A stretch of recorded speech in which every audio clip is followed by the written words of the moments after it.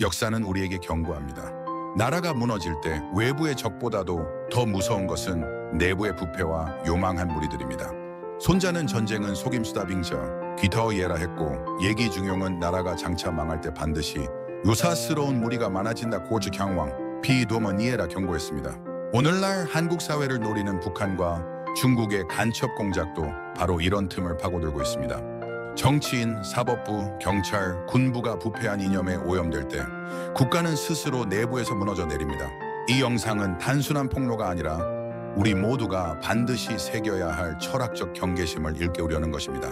지금 구독과 알림 설정으로 함께 이 경계망을 세워주시기 바랍니다. 예기의 중용에 이르기를 국지장망 필다열 구어치 경왕 비토어맘 니에 이은 나라가 망할 때에는 반드시 요사스러운 일이 많이 일어난다. 나라가 망할 징조가 보이면 요상하고 괴이한 현상들이나 인재들이 많이 나타난다는 의미입니다. 여기서 요월야오니의 괴이한 일이나 요망한 무리로서 정상적인 사람이 아닌 시정자배, 전과자, 낭인을 가리킵니다. 현대사적 사례를 보면 베네수엘라의 차베스와 마두로는 정권을 잡기 전부터 정화 경력이 화려하고 폭력 시위 및 불법 활동과 연루, 정치 경력 전반에서 수많은 뇌물 비리 의혹이 끊이지 않았던 기이한 인물로서 그는 부정선거로 정권을 잡은 후에도 대규모 부패, 선거 조작, 마약 카르텔과의 연루 의혹되었다. 그리고 인플레이션과 식량, 의약품 부족에 빠져서 수백만 명이 난민으로 탈출하였다. 사실상 국가 파산 상태로 국가를 멸망시킨 기인한 범죄자 출신 대통령입니다. 한비자가 말했습니다. 군불념 즉 백성위도 준불이엔 저 바이싱 웨이다오. 한비자 항하이수 임금이 청렴하지 않으면 백성도 도둑이 된다. 즉 다시 말해서 정치인의 부패가 사회 전체의 부패로 번진다는 뜻입니다. 논어에 이르기를 정자정야 자수이정 수간부정 정자정예 스슈아의 이성 수간부정. 그것이 정치란 바르게 하는 것이다. 지도자가 바르게 하면 누가 감히 바르지 않겠는가. 즉 다시 말해서 정치인이 타락하면 판사, 검사, 행정도 어그러진다는 뜻입니다. 북한과 중국의 간첩들은 베네수엘라의 사례처럼 국가를 파멸시키기 위하여 지금도 공작을 벌이고 있습니다. 우리가 경계심을 늦추고 제도를 바로 세우지 못하고 청렴하지 못하면 이미 내부에서 부패와 오염이 시작되어 적에게 틈을 내주게 됩니다. 이번 영상은 이러한 간첩 활동이 한국의 국익에 끼치는 폐해를 통찰하고 왜 정치인, 사법부, 경찰, 군부가 부패한 정치 이념에 오염되어 무너져 내려가는지 통찰하려는 것입니다. 끝까지 시청해 주시고 구독과 알림 설정을 통해 함께 경계망을 세워주시기 바랍니다. 이제 본격적으로 중국 국가안전부 MSS가 구체적으로 어떤 방식으로 뇌물과 포섭을 실행하는지 살펴보겠습니다. 중국 국가안전부 MSS는 어떻게 뇌물, 포섭을 실행할까요? 뇌물은 어느 부서, 어느 경로에서 나올까요? 결론부터 말하면 중국 국가안전부 MSS는 직접, 간접 모두 여러 경로로 매수 포섭을 시도하고 단독 부서가 아니라 공공, 민간의 여러 창구 정보기관, 국영기업, 대사관, 연락관, 제3자 대행 등을 통해 실행하는 경우가 많습니다. 외국 정치인, 관리들이 먼저 중국의 정보기관이나 영향망에 접근해 도움을 요청하거나 거래를 제안하는 경우도 실제로 존재한다. 다음은 근거, 구체적 방식, 사례와 함께 정리합니다. 중국 국가안전부 MSS는 직접 현금 전달이나 선물 제공보다도 중간자, 법인, 국영기업, 연락망 등을 통해 합법, 비합법 통로를 섞어 활용합니다. 구체적 방식은 다음과 같습니다. 첫째, 중간 법인, 민간업체, 국영기업을 통한 위장, 우회로 자금 제공을 합니다. 중국 정부의 정보기관은 상업계약, 투자, 컨설팅 대금, 인프라 건설 계약, 연구 용역 비용, 컨설팅 수수료 등으로 자금을 흘려보낸 뒤 이를 정치인, 관료 측에 전달하는 방식이 보고되어 왔습니다. 이런 우회 지급은 뇌물성 자금의 식별을 어렵게 만듭니다. 브뤼셀 AP에 따르면 벨기에 연방검찰은 목요일 유럽의회와 EU 의원들에게 뇌물을 제공한 혐의를 받고 있는 중국 기업 화웨이와 관련된 부패 수사에서 여러 사람을 체포했다고 발표했습니다. 르수아르 신문과 다른 언론 매체의 조사에 따르면 중국 통신 대기업에서 일하는 로비스트들이 유럽에서 회사의 상업 정책을 홍보하기 위해 현직 또는 전직 유럽 의회 의원들에게 뇌물을 제공한 혐의가 있다고 합니다. 둘째는 영사관, 대사관, 공관, 현지 화교 네트워크를 활용해서 간접적으로 뇌물을 제공합니다. 현지 중국 공관, 교민, 비즈니스 네트워크, 친중 단체를 통해 접촉 관계를 만들고 접대, 편의 제공, 정보, 사업 기회를 미끼로 포섭합니다. UN 의회 등 국제 무대에서의 로비 사례도 관련 수사 보고에서 반복적으로 지적되고 있습니다. 셋째, 중국의 통일전선 조직과 당, 정, 군의 소프트 파워를 결합하여 포섭합니다. 중국 공산당의 통일전선이군은 영향력 행사의 핵심 채널로 평가됩니다. 중국의 통일전선은 친중 엘리트 접촉 포섭하고 사회단체, 학자, 언론인, 기업인과의 연결을 통해 외국 엘리트를 포섭합니다. 이런 네트워크가 결과적으로 정치적 제도적 영향력을 창출하는 데 쓰입니다. 넷째, 직접 간접적으로 일자리 제공, 사업, 가족, 편익 제공을 제시하여 현금 이외의 뇌물 형태로 제공합니다. 현지 정치인, 판검사, 관리의 가족, 측근에게 취업, 학자금, 부동산 투자 기회 등 비현금적 이익을 제공해 충성 편의를 얻는 방식이 자주 보고됩니다. 돈을 직접 주기보다는 기회의 제공으로 포섭하는 방식입니다. 다섯째, 비밀 계좌, 무기명 결제, 가명 트랜잭션 또는 현금 전달을 통한 전통적 뇌물입니다. 여기서 트랜잭션이란 비트코인 등 가상자산에서 개인의 신원을 특정하지 않고 가명 공개 주소를 통해 거래 기록을 투명하게 관리하는 트랜잭션을 의미합니다.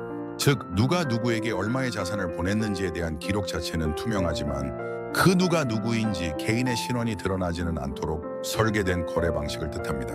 수사가 공개된 사건들의 미국 내 기밀 유출 뇌물 시도 사건에서는 MSS 중국 정보요원들이 현금 선물 송금제 3국 계좌 형태로 뇌물을 시도한 사례가 검찰 법무부 자료에 남아 있습니다. 미국 법무부에 따르면 중국 정보요원 2명, 미국 정부 직원에게 뇌물 주고 중국 기업 연방 기소, 관련 문서 훔친 혐의로 사법방해 혐의 기소되었다고 발표를 하였습니다.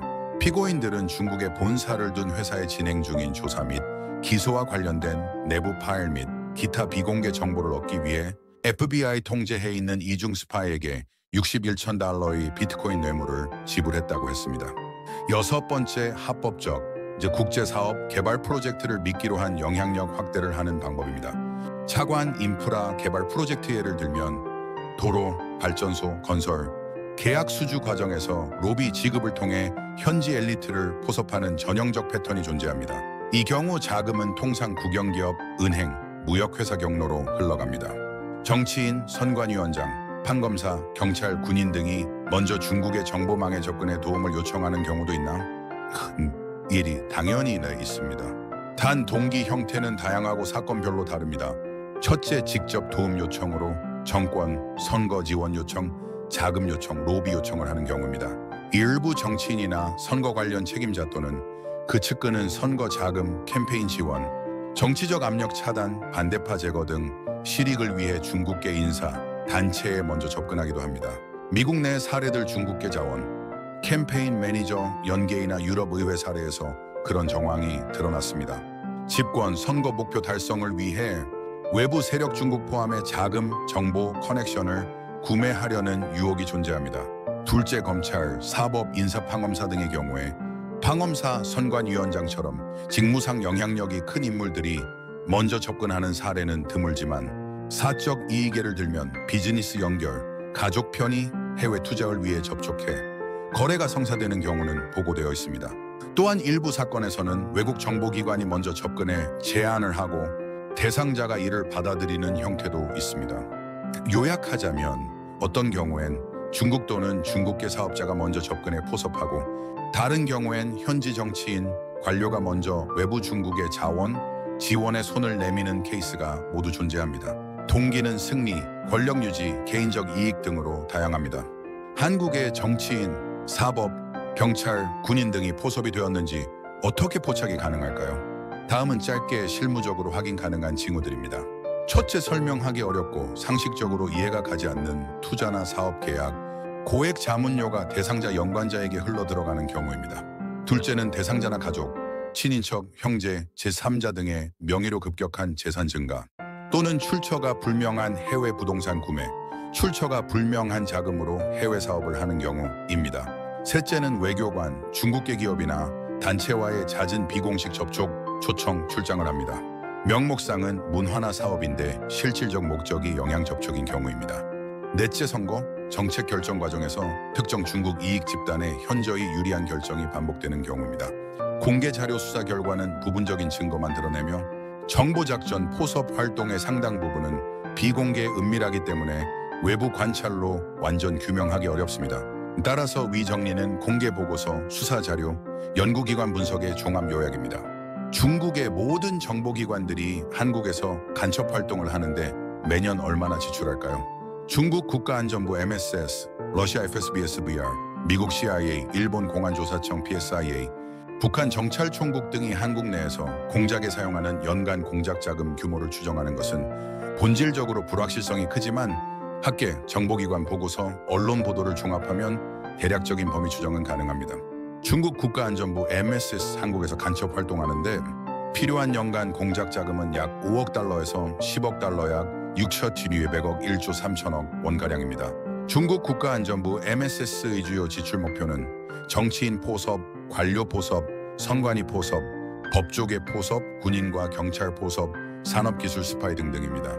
공작자금 지출 방식은 장학금, 연구비, 중국 기업에 투자하는 방식, 차이나머니 로비, 관광객, 유학생 커버 등등입니다.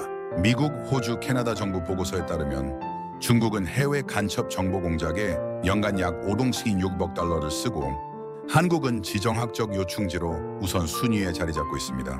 러시아 정보기관이 FSB, SVR가 한국에서 간첩 활동하는데 필요한 공작금 지출 규모는 1억 달러에서 2억 달러 약 1,100억, 1,600억 원입니다.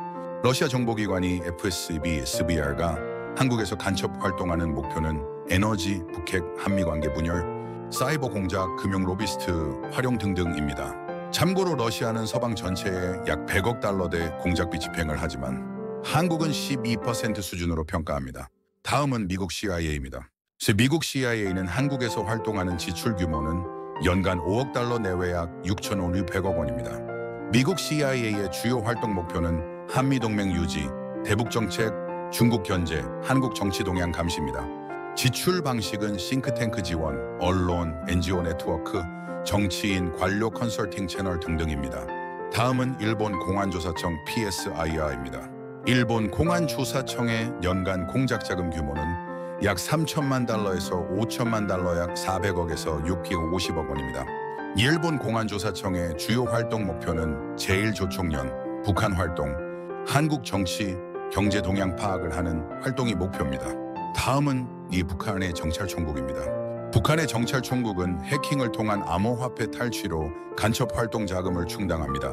미국 재무부 추산으로 2022년 한 해에만 약 17억 달러 탈취했습니다. 그중 일부 수천만 달러 정도를 대남 공작인 선거 개입, 사이버 해킹, 위장단체, 시민단체 지원을 합니다. 한국은 중국과 미국이 동시에 거액을 투입하는 희귀한 국가입니다.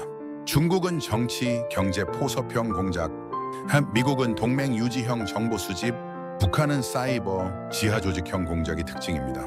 북한 공작원들도 여성 미인계를 활용할까요? 고대부터 동서양 모두에서 미인계는 정치군사 공작에 활용되어 왔습니다. 예를 들면 손자병법 사기와 중국 공작 사례, 냉정이, KGB와 동구권 공작 등에도 사례가 있습니다. 북한 역시 해외 공작에서 여성 접선을 활용한 사례들이 보고된 적이 있습니다. 예를 들면 동남아 제3국 호텔에서 남한 기업인 외교관에게 접근한 사례가 있습니다. 북한의 정찰총국이 공작하는 방법은 평양 초청과 술집 접대 구조입니다. 남한 내 초청 대상은 정치인 지방유지, 기업인, 종교인, 친북단체 인사 등입니다. 초청 명목은 남북교류, 문화행사, 평양 초청 학술 종교 교류 등입니다. 북한 공작원들의 접대 공작 과정은 보통 보위부 정찰총국이 관리하는 게스트하우스의 고급 숙소입니다. 고급 음식, 술자리, 노래방, 술집 같은 접대 장소입니다. 이때 미모의 여성들이 동석해서 사진 촬영, 영상 촬영이 자연스럽게 이루어집니다. 북한은 이런 자리에서 사진, 영상 촬영을 거의 의례적으로 남겨둡니다. 이후 문제가 생기면 협박 자료로 활용이 가능하기 때문입니다. 꼭 협박 목적이 아니더라도 친북적 이미지를 강화하거나 필요시 공개해 정치적 망신을 주는 카드로 쓰기 위해서입니다. 공개된 일부 사진을 보면 남한 인사들이 북한 여성들과 어깨동무, 술잔을 기울이는 모습이 찍힌 경우가 있습니다. 한국에서 활동하는 중국 정보기관 소속의 공작원 수는 어느 정도 될까요? 중국 간첩 공작 활동은 은밀하기 때문에 공개 사례는 항상 빙산의 일각입니다. 적발 기소되지 않은 활동은 더 많을 수 있습니다. 여기에 중국 본토에 상주하는 관리형 요원과 커버 비자, 사업체로 위장 형태로 오는 요원, 현지 포섭자 한국인 포함해서 구분하면 인원 추정은 크게 달라집니다. 정치적, 안보적 이유로 정부가 구체적 수치를 공개하지 않습니다. 따라서 공개 자료 기반 추정에는 큰 오차가 있습니다. 공개된 검거, 기소 적발 사건 수와 그 사건들이 드러내는 조직, 네트워크 크기, 예를 들면 한 건에서 드러난 포섭 수, 연루자 수를 바탕으로 역산하여 추정한 것입니다. 간접적 네트워크 정보원, 포섭된 내부자, 커버 조직, 영향력, 정보 수집 지원자 등을 포함하면 300명에서 3,000명 범위로 접점과 관계망이 존재할 가능성이 있습니다. 핵심 활동 인력인 여기에 상주하거나 한국에서 활동하는 중국 공작권인 직접적, 지휘적 역할은 대략 32-200명 수준으로 추정됩니다. 결국 중국의 뇌물, 포섭 공작은 단순한 금전 거래가 아니라 인간의 탐욕과 결합될 때 가장 치명적인 독이 됩니다. 한비자는 임금이 청렴하지 않으면 백성도 도둑이 된다. 군불념 즉 백성이도 준불이엔 제 바이싱 웨이다고 했습니다. 즉 지도자가 타락하면 사회 전체가 무너진다는 뜻입니다. 오늘 우리가 경계심을 늦추는 순간 내부에서 이미 부패와 오염이 시작됩니다. 그리고 그 틈을 노려 외부의 적은 손쉽게 우리를 파멸로 몰아넣을 것입니다. 이것이 바로 베네수엘라의 비극이 한국에도 반복될 수 있는 이유입니다. 여러분, 부패와 간첩의 위협을 함께 감시하고 진실을 전하기 위해 구독과 알림을 꼭 눌러주시기 바랍니다. 우리의 경계심이 곧 나라의 방패입니다. 다음 영상에서는 한국에서 중국 간첩과 관련하여 기소되는 기관이 주로 민간인, 군부로 보도가 되고 사법기관이나 정치인은 일체 조사나 기소, 보도가 되지 않는 이유를 설명하는 영상입니다. 역사는 우리에게 경고합니다.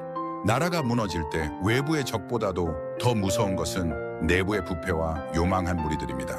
손자는 전쟁은 속임수다 빙저, 귀타오예라 했고 예기중용은 나라가 장차 망할 때 반드시 요사스러운 무리가 많아진다 고즈 경왕 비도머니에라 경고했습니다. 오늘날 한국 사회를 노리는 북한과 중국의 간첩 공작도 바로 이런 틈을 파고들고 있습니다. 정치인, 사법부, 경찰, 군부가 부패한 이념에 오염될 때 국가는 스스로 내부에서 무너져 내립니다. 이 영상은 단순한 폭로가 아니라 우리 모두가 반드시 새겨야 할 철학적 경계심을 일깨우려는 것입니다. 지금 구독과 알림 설정으로 함께 이 경계망을 세워주시기 바랍니다. 예기의 중용에 이르기를 국지장망 필다열 구어치 경왕 비토어망 니에 이은 나라가 망할 때에는 반드시 요사스러운 일이 많이 일어난다. 나라가 망할 징조가 보이면 요상하고 괴이한 현상들이나 인재들이 많이 나타난다는 의미입니다. 여기서 요월야오니의 괴이한 일이나 요망한 무리로서 정상적인 사람이 아닌 시정자배, 전과자, 낭인을 가리킵니다. 현대사적 사례를 보면 베네수엘라의 차베스와 마두로는 정권을 잡기 전부터 정화 경력이 화려하고 폭력 시위 및 불법 활동과 연루, 정치 경력 전반에서 수많은 뇌물 비리 의혹이 끊이지 않았던 기이한 인물로서 그는 부정선거로 정권을 잡은 후에도 대규모 부패, 선거 조작, 마약 카르텔과의 연루 의혹되었다. 그리고 인플레이션과 식량, 의약품 부족에 빠져서 수백만 명이 난민으로 탈출하였다. 사실상 국가 파산 상태로 국가를 멸망시킨 기인한 범죄자 출신 대통령입니다. 한비자가 말했습니다. 군불념 즉 백성이도 준불이엔 저 바이싱 웨이다오. 한비자 항하이수 임금이 청렴하지 않으면 백성도 도둑이 된다. 즉 다시 말해서 정치인의 부패가 사회 전체의 부패로 번진다는 뜻입니다. 논어에 이르기를 정자정야 자수이정 수간부정 정자정예 스슈아의 이성 수간부정. 그것이 정치란 바르게 하는 것이다. 지도자가 바르게 하면 누가 감히 바르지 않겠는가. 즉 다시 말해서 정치인이 타락하면 판사, 검사, 행정도 어그러진다는 뜻입니다. 북한과 중국의 간첩들은 베네수엘라의 사례처럼 국가를 파멸시키기 위하여 지금도 공작을 벌이고 있습니다. 우리가 경계심을 늦추고 제도를 바로 세우지 못하고 청렴하지 못하면 이미 내부에서 부패와 오염이 시작되어 적에게 틈을 내주게 됩니다. 이번 영상은 이러한 간첩 활동이 한국의 국익에 끼치는 폐해를 통찰하고 왜 정치인, 사법부, 경찰, 군부가 부패한 정치 이념에 오염되어 무너져 내려가는지 통찰하려는 것입니다. 끝까지 시청해 주시고 구독과 알림 설정을 통해 함께 경계망을 세워주시기 바랍니다. 이제 본격적으로 중국 국가안전부 MSS가 구체적으로 어떤 방식으로 뇌물과 포섭을 실행하는지 살펴보겠습니다. 중국 국가안전부 MSS는 어떻게 뇌물, 포섭을 실행할까요? 뇌물은 어느 부서, 어느 경로에서 나올까요? 결론부터 말하면 중국 국가안전부 MSS는 직접, 간접 모두 여러 경로로 매수 포섭을 시도하고 단독 부서가 아니라 공공, 민간의 여러 창구 정보기관, 국영기업, 대사관, 연락관, 제3자 대행 등을 통해 실행하는 경우가 많습니다. 외국 정치인, 관리들이 먼저 중국의 정보기관이나 영향망에 접근해 도움을 요청하거나 거래를 제안하는 경우도 실제로 존재한다. 다음은 근거, 구체적 방식, 사례와 함께 정리합니다. 중국 국가안전부 MSS는 직접 현금 전달이나 선물 제공보다도 중간자, 법인, 국영기업, 연락망 등을 통해 합법, 비합법 통로를 섞어 활용합니다. 구체적 방식은 다음과 같습니다. 첫째, 중간 법인, 민간업체, 국영기업을 통한 위장, 우회로 자금 제공을 합니다. 중국 정부의 정보기관은 상업계약, 투자, 컨설팅 대금, 인프라 건설 계약, 연구 용역 비용, 컨설팅 수수료 등으로 자금을 흘려보낸 뒤 이를 정치인, 관료 측에 전달하는 방식이 보고되어 왔습니다. 이런 우회 지급은 뇌물성 자금의 식별을 어렵게 만듭니다. 브뤼셀 AP에 따르면 벨기에 연방검찰은 목요일 유럽의회와 EU 의원들에게 뇌물을 제공한 혐의를 받고 있는 중국 기업 화웨이와 관련된 부패 수사에서 여러 사람을 체포했다고 발표했습니다. 르수아르 신문과 다른 언론 매체의 조사에 따르면 중국 통신 대기업에서 일하는 로비스트들이 유럽에서 회사의 상업 정책을 홍보하기 위해 현직 또는 전직 유럽 의회 의원들에게 뇌물을 제공한 혐의가 있다고 합니다. 둘째는 영사관, 대사관, 공관, 현지 화교 네트워크를 활용해서 간접적으로 뇌물을 제공합니다. 현지 중국 공관, 교민, 비즈니스 네트워크, 친중 단체를 통해 접촉 관계를 만들고 접대, 편의 제공, 정보, 사업 기회를 미끼로 포섭합니다. UN 의회 등 국제 무대에서의 로비 사례도 관련 수사 보고에서 반복적으로 지적되고 있습니다. 셋째, 중국의 통일전선 조직과 당, 정, 군의 소프트 파워를 결합하여 포섭합니다. 중국 공산당의 통일전선이군은 영향력 행사의 핵심 채널로 평가됩니다.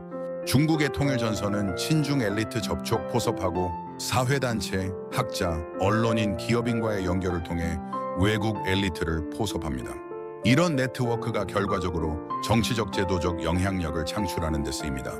넷째, 직접 간접적으로 일자리 제공, 사업, 가족, 편익 제공을 제시하여 현금 이외의 뇌물 형태로 제공합니다.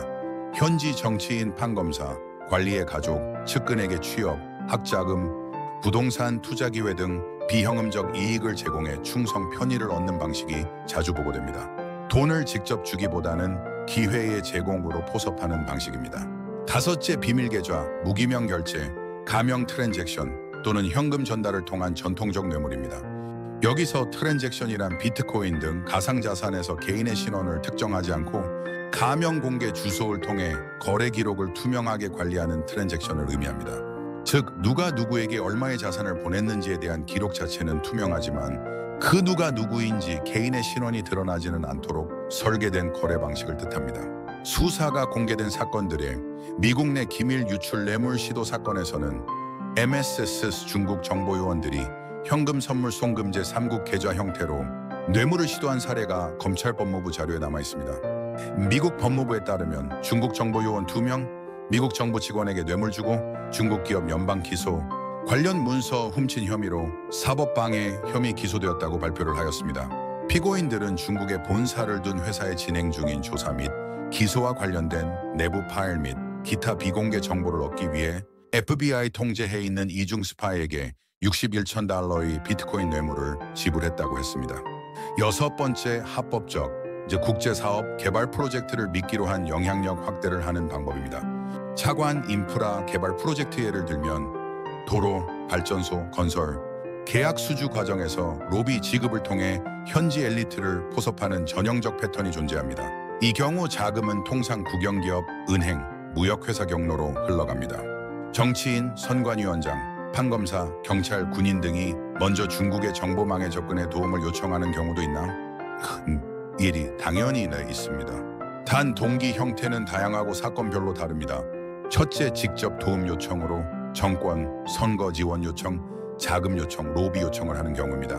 일부 정치인이나 선거 관련 책임자 또는 그 측근은 선거 자금, 캠페인 지원, 정치적 압력 차단, 반대파 제거 등 실익을 위해 중국계 인사, 단체에 먼저 접근하기도 합니다.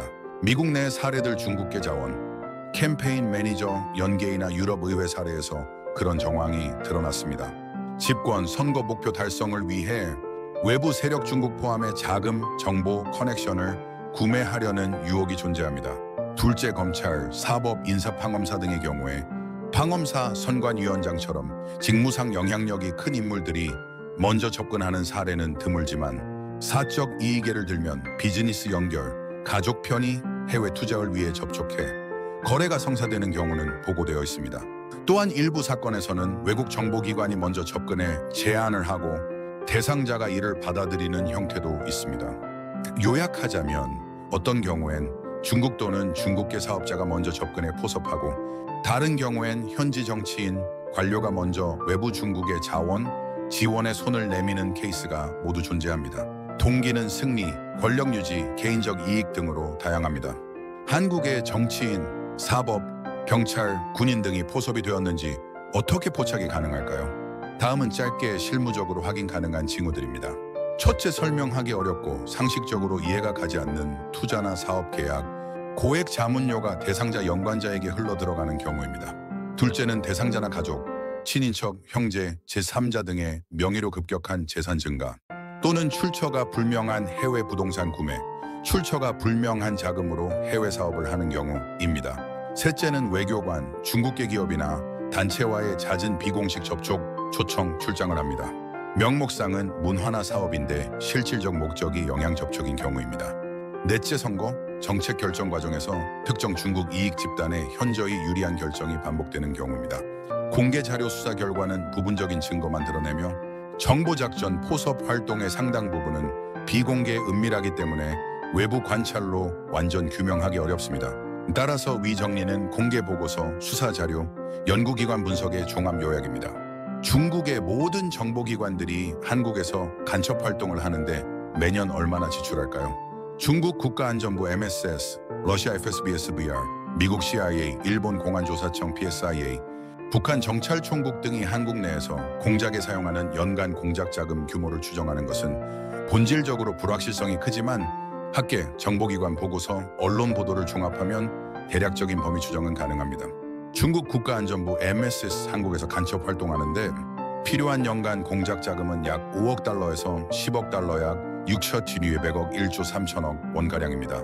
중국 국가안전부 MSS의 주요 지출 목표는 정치인 포섭, 관료 포섭, 선관위 포섭, 법조계 포섭, 군인과 경찰 포섭, 산업기술 스파이 등등입니다.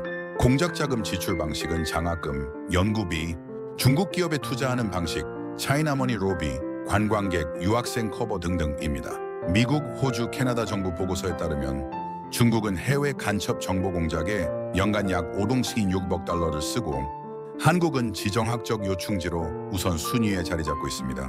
러시아 정보기관이 FSB, SVR가 한국에서 간첩 활동하는데 필요한 공작금 지출 규모는 1억 달러에서 2억 달러, 약 1,100억, 1,600억 원입니다.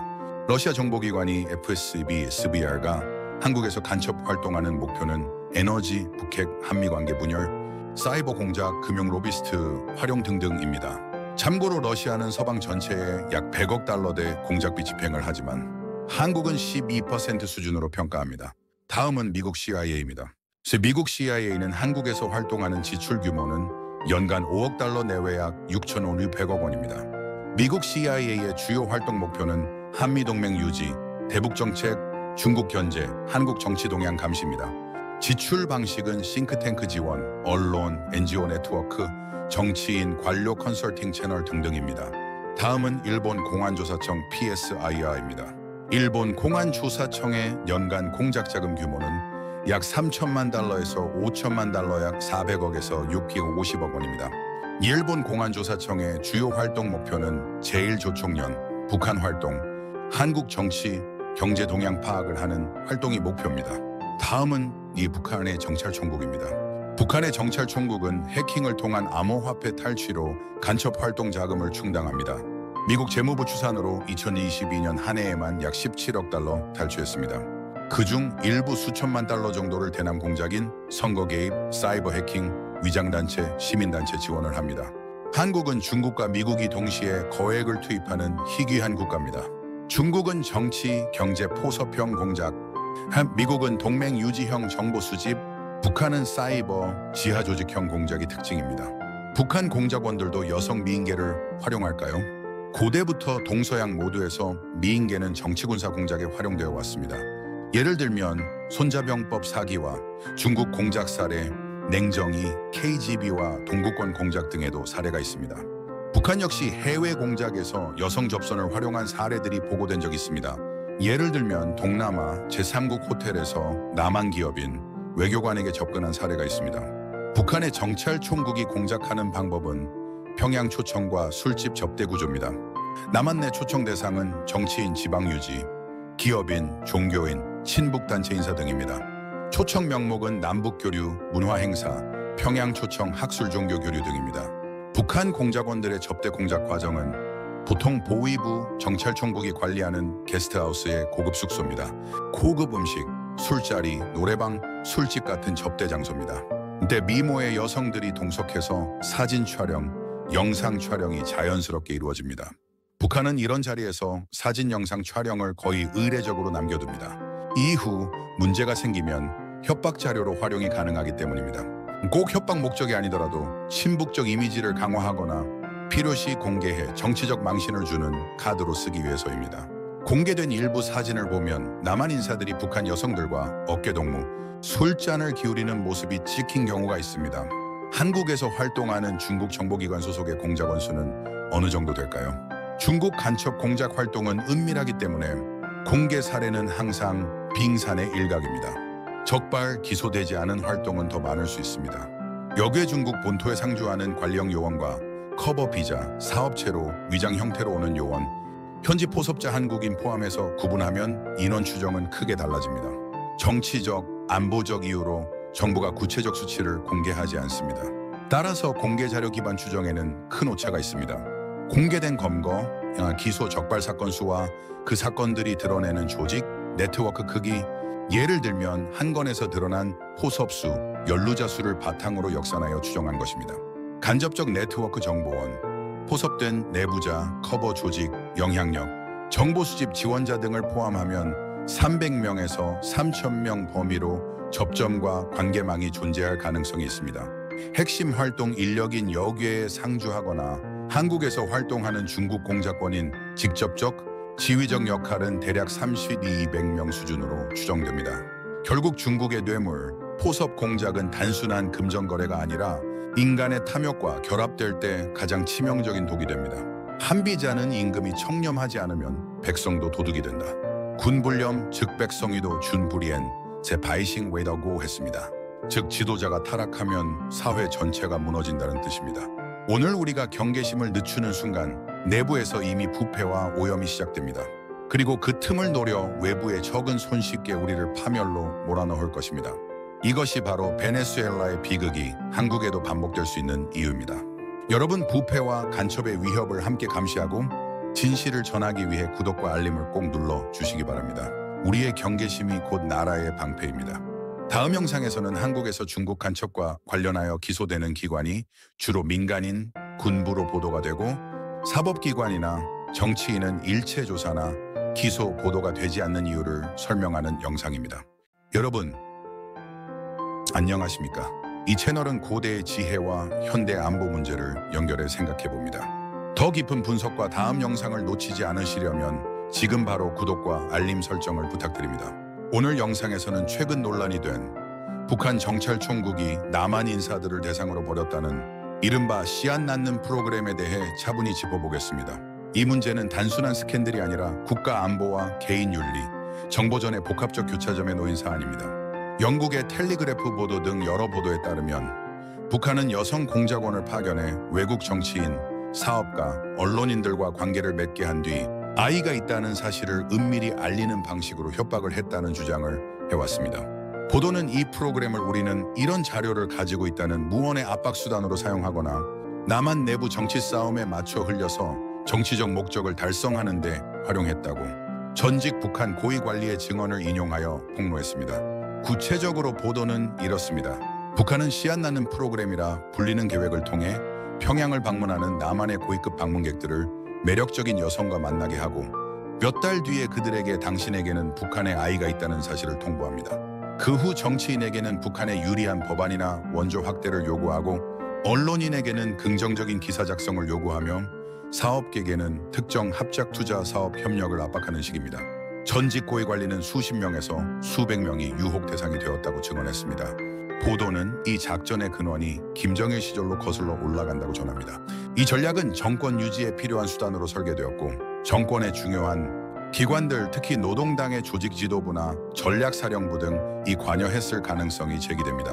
한 증언자는 평양에 반외국인 아동이 사실상 인질로 잡혀있는 구역이 있으며 이 아동들이 엄격한 감시해에 있다는 충격적인 주장을 했습니다.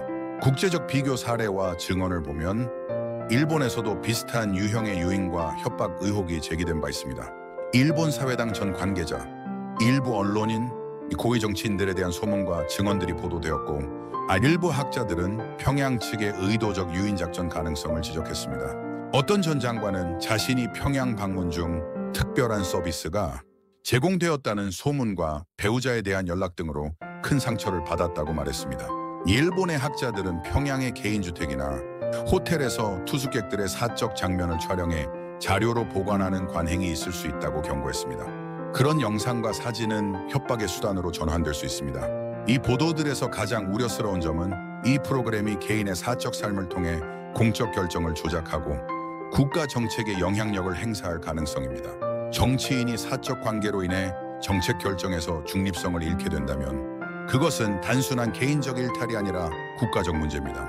언론인이 협박으로 인해 사실을 왜곡하거나 유리한 보도를 하게 된다면 공론장의 건전성은 무너집니다. 사업가들이 외교적 이득을 위해 국내 이익을 희생시킨다면 경제적 주권까지 위태로워질 수 있습니다. 우리는 이 사안을 두 층위에서 살펴봐야 합니다. 첫째, 사실 여부의 확인입니다. 폭로의 신빙성을 따지고 자료의 출처와 증거를 들면 시간, 장소, 인물, 영상, 상황 증거 등을 면밀히 검증해야 합니다. 둘째, 제도적, 윤리적 대비입니다. 만약 이러한 방식의 공작이 실제로 존재하거나 존재할 가능성이 있다면 공직자는 어떻게 개인적 취약성을 최소화할 것인지, 정부는 어떻게 외교, 안보, 사법, 언론 영역에서 이를 예방하고 대응할 것인지 고민해야 합니다. 사실 확인의 문제는 어렵습니다. 이러한 사건은 은밀하게 설계되고 증거는 외부로 유출되기 쉽지 않습니다. 또한 피해자 스스로 공개하기를 꺼려할 가능성도 큽니다.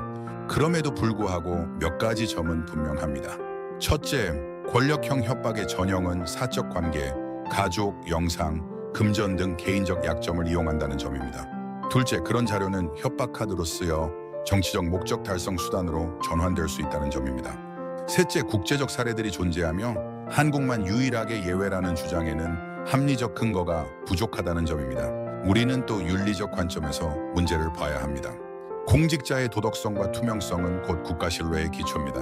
고위 방문객이 외국에서 취하는 사적 행위가 곧바로 공적 결정의 도구로 전환될 수 있다면 공직자는 개인 생활의 투명성, 책임성을 강화해야 합니다. 여기서 투명성은 사생활의 전면적 노출을 뜻하지 않습니다. 오히려 공직자가 이해충돌을 사전 차단하고 의심이 가는 접촉에 대해 사전에 신고 검증할 수 있는 제도적 장치가 필요하다는 뜻입니다. 또한 언론과 시민사회의 역할도 중요합니다.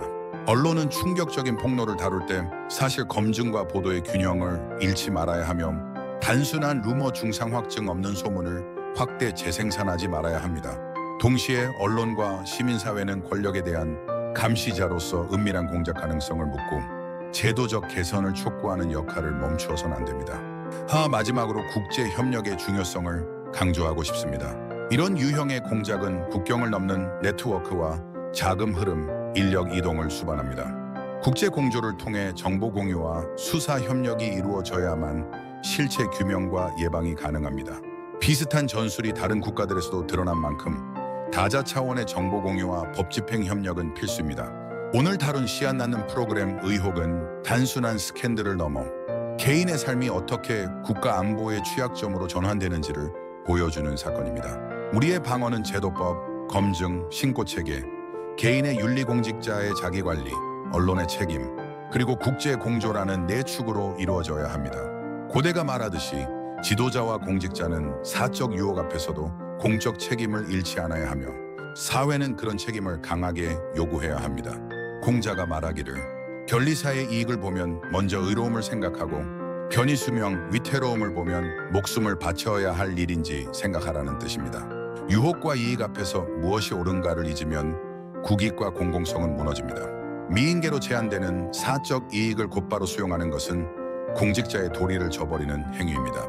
공자가 말하기를 지자부록 지혜로운 자는 의혹에 흔들리지 않고 인자부로 어진 자는 근심하지 않으며 용자불구 용감한 자는 두려워하지 않는다는 의미입니다. 협박 흑색 자료에 흔들리지 않으려면 판단의 지혜와 도덕적 굳건함이 필요합니다. 협박에 굴복하면 개인뿐 아니라 공익이 무너집니다. 공자가 말하기를 비례물시 예에 어긋나는 것을 보지 말고 비례물청 듣지 말고 비례물원 말하지 말고 비례물동 행하지 말라 했습니다. 은밀한 회합 촬영 유혹이 이를 벗어나는 순간입니다. 공직자는 그러한 접촉 자체를 피해야 하며 망설임 없이 차단하는 태도가 필요합니다. 이들 고대 경구들은 모두 공직자의 처신과 지도층의 도덕적 강건함을 촉구합니다. 적국의 미인계와 협박은 개인적 쾌락, 이익, 당장의 안전을 미끼로 삼아 정치적 결정을 왜곡시키고 법과 예를 무너뜨리며 국가의 핵심을 갉아먹습니다. 따라서 지도층과 공직자들은 고전이 요구하듯 이익 앞에서 의를 생각하고 예에 어긋나는 접촉을 삼가며 항상 위기를 상정하고 적의 심리전과 정보전을 깊이 이해해 선제적으로 방어해야 합니다. 한때의 감정과 수치심의 부재가 한 나라의 안전을 무너뜨리는 전형적 경로라는 점에서 고대 경구들의 경고는 오늘날 더욱 절실합니다. 구독과 좋아요, 알림 설정으로 고전이 전하는 통찰과 지혜의 여정에 함께해 주세요.